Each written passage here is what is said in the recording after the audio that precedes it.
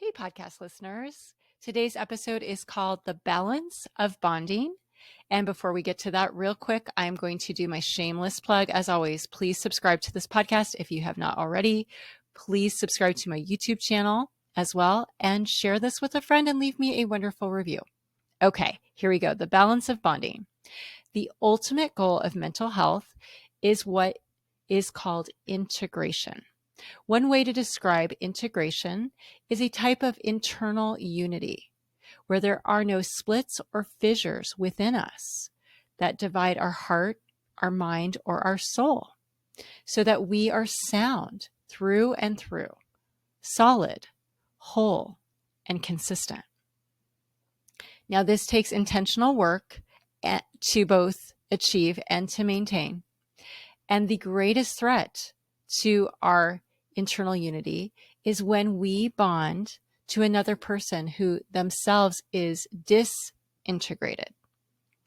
When we are bonded through a ship of some type, meaning a relationship, a family relationship, a partnership, or even a friendship, to someone who themselves is internally divided, it can cause us to fracture as we relate to them. For example, throughout my entire life, as much as I only wanted to see my father as good, he was not good, and he would objectify me to give him the listening, the attention, and the nurture that he wanted.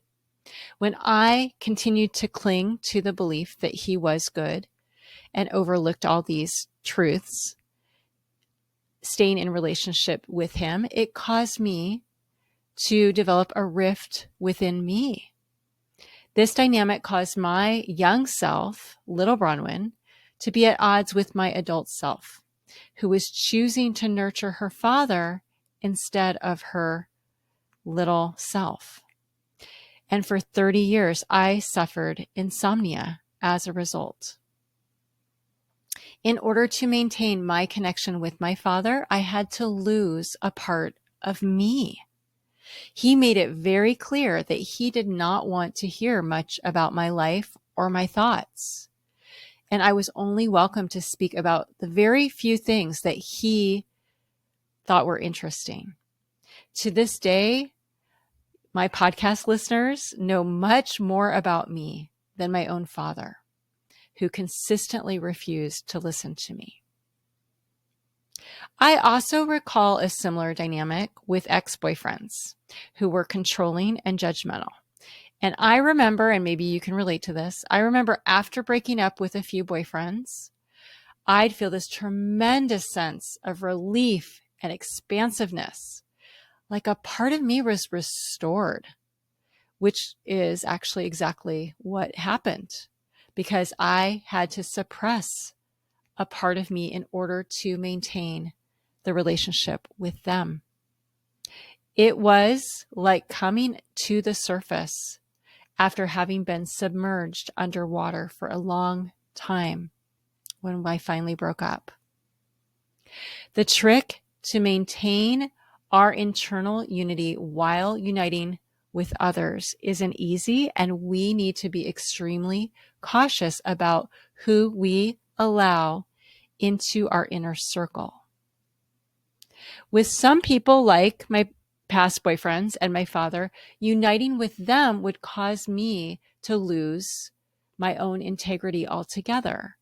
But with others, it's enough to simply push back, protecting my inner unity in the process. This can happen with people who respect my pushbacks and who do not demand more than I am willing to offer. For example, I recall a friend of mine from years ago who disrespected me greatly. At the time, we were both mothers of small children, and I know she was really annoyed with me because whenever I visited her house, I neglected to bring a plastic bag for my daughter's cloth diaper. It was probably the third time in a row that this had happened when I was at her house, and I remember asking her once again for another plastic bag.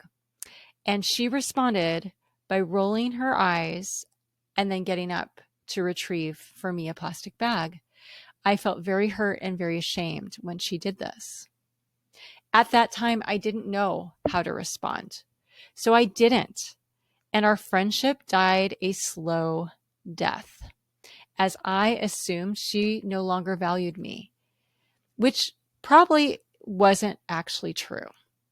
In retrospect, I would now know exactly what to say to her by pushing back.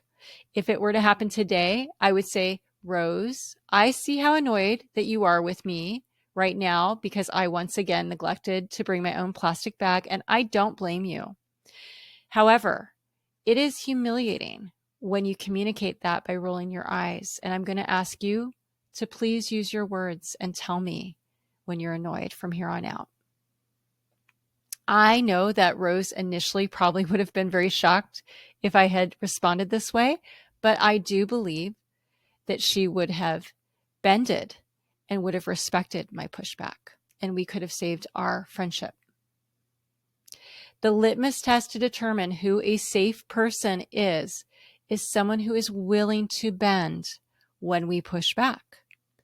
Every relationship will eventually entail conflict. It is impossible to avoid. But what matters is that both parties can work through it in a way where no one has to lose a vital part of themselves in that process. With my father and the ex-boyfriends, pushing back was futile because they were unwilling to accommodate me. But with Rose, I know she would have responded with flexibility.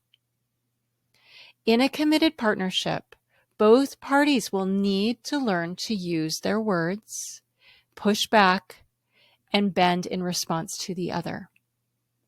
It will not be easy, but it will result in growth for both people. In the best relationships, people grow up together. This requires 1 part commitment and 2 parts grace and humility. When we push back, it not only helps preserve a part of us that would otherwise be lost, but it also makes us even more unified internally.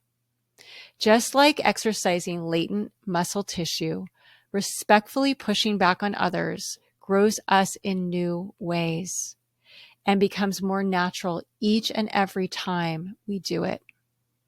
When we make it clear that we will not tolerate disrespect, most people have greater respect for us. But most importantly, we respect ourselves as we become more strong and solid in the process. Thanks for listening today.